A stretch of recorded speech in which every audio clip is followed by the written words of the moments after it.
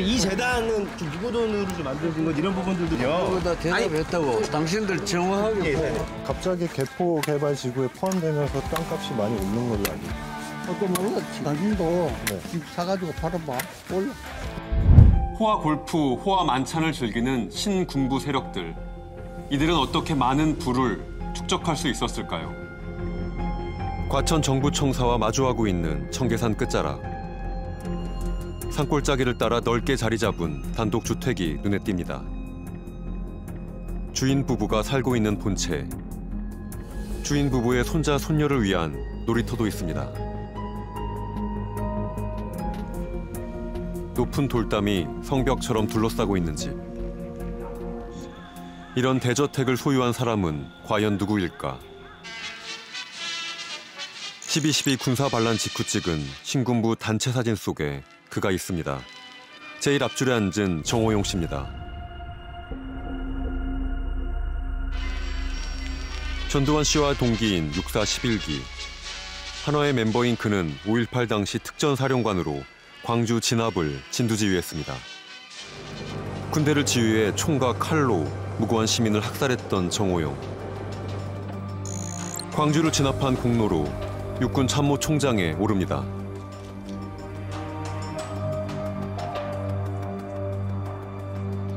그 후 경기도 양주에 임야를 매입하며 땅을 사들이기 시작합니다.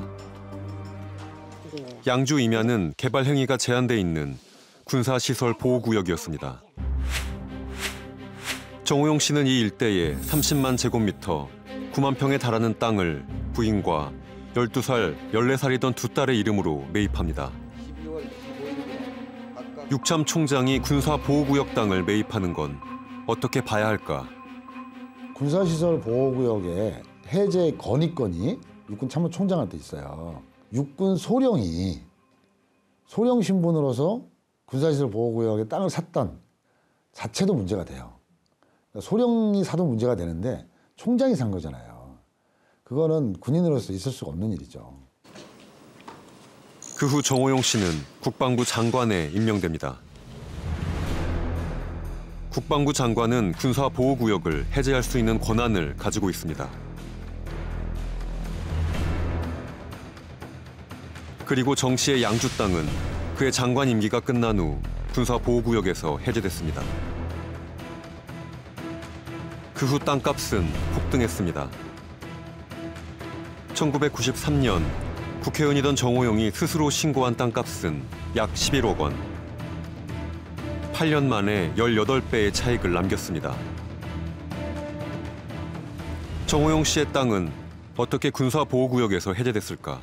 이게 너무 오래된 사안이라서 관련 내용을 저희가 확인할 수가 없었어요. 육참 총장 시절 때 부인의 명의로 군사보호구역을 샀고 그리고 그게 한 2, 3년 뒤에 풀렸고 이 부분이 이상하잖아요.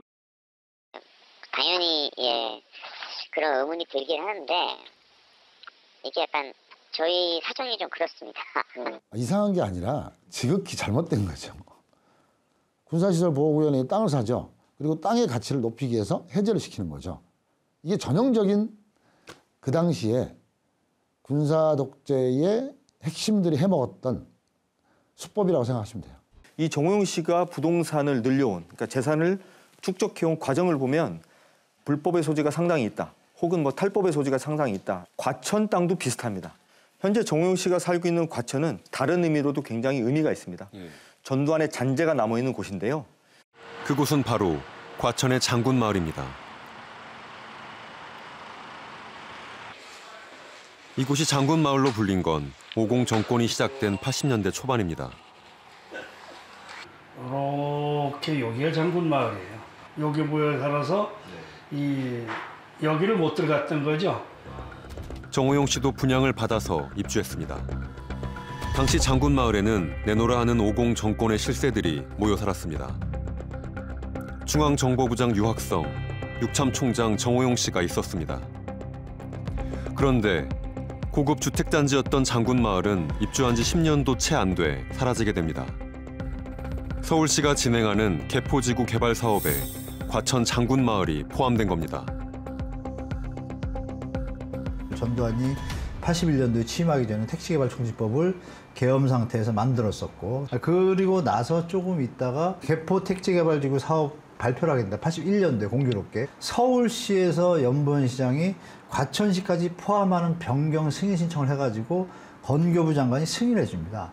제가 볼 때는 이것도 미리 사전 정보에 의한 어떤 선투자 형식의 어떤 행위를 하지 않을까. 서울이 아닌 장군마을이 서초구 개포지구에 포함된 것을 두고 힘이 작용했다는 소문이 돌기도 했습니다. 못할 게 뭐가 있었습니까? 그동안에 그 적개하에서 전두환 550 때야 더 말할 것도 없죠. 정보가 있고 그럴 때 권력의 뒷받침이 있고 하면은 뭐 땅 짓고 헤엄치기지요. 이렇게 모은 정호영 씨의 재산은 1,000억 원이 넘는 것으로 추정됩니다.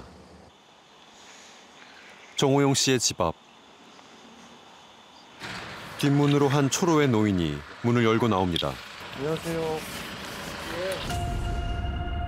정호영 씨입니다. 이걸 알잖아요. 장군마을과 양주 땅 의혹에 대해 물었습니다. 장군마을도 갑자기 개포 개발 지구에 포함되면서 땅값이 많이 오른 걸로 알고 있습니다. 아, 그때 사던데 네. 또 몰랐지 그거요. 그거는 당신도 네. 집 사가지고 팔아봐. 몰라. 국군 참모총장 하실 때 양주에 땅 사셨죠?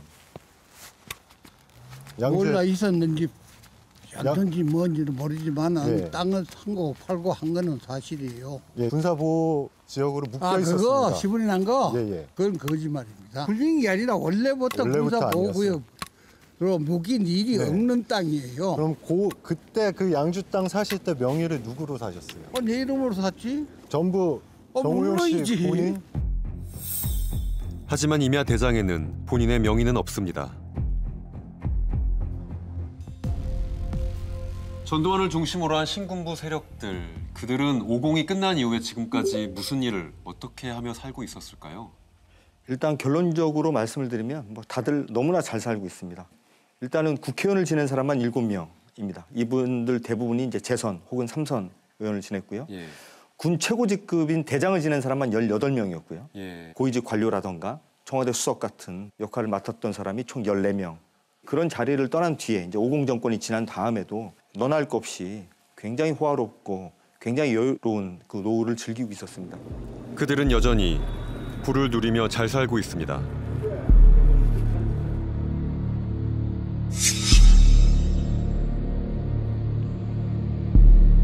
이 재단은 좀 누구 돈으로 좀 만들어진 건 이런 부분들도 좀 여쭤야 되거든요. 그거 다 대답했다고. 당신들 정확하게 예, 보고. 이런 범죄를 저질러서 그 이후에 40년 동안 호가위에 있었던 사람들을 형사적으로 처벌하는 것도 굉장히 중요하겠지만 그들이 부당하게 찬탈한 권력을 이용해서 부당하게 재산을 축제를 해서 그게 2대 3대로 이제 이전이 되는 수준까지 지금 이루고 있단 말이에요. 손자가 아니라 뭐 증손자한테까지 이전이 됐다면 그것까지 다 찾아내야죠. 찾아내서 원래 이 돈이 뭐 국민들에게 가야 될 돈이라면 국민들에게 나눠줘야 되는 것이고 국가에 귀속시켜야 될 돈이라고 하면 국가에 귀속시키는 게 맞죠.